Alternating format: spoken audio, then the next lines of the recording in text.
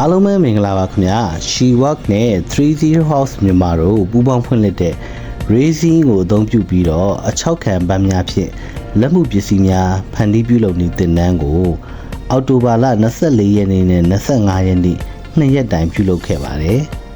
တင်နန်းမှာအခြေခံပန်းချောက်ခံခြင်း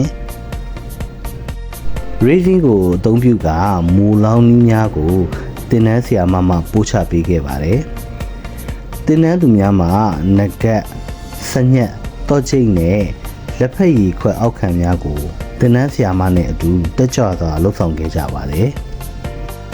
တင်နန်းကိုစလေဆုံးတက်ကြွနဲ့စိတ်ပါဝင်စားစွာတက်ရောက်ပြီးခဲ့ကြတဲ့တင်နန်းသူများကို She Work အဖွဲ့သားများမှအထူးပဲကျေးဇူးတင်ရှိသလို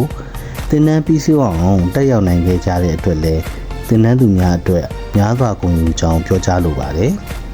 တင်နန်းနေရာနဲ့အစားအသောက်များစီစဉ်ပေးခဲ့တဲ့30 House မြန်မာကိုလည်းအထူးပဲကျေးဇူးတင်ရှိကြောင်းပြောကြားလိုပါတယ်တင်နန်းချိန်အတွင်းလက်တွေ့သင်ယူနေမှုပုံရိပ်များကိုလည်းမျှဝေပေးလိုက်ရပါတယ်ဗျာ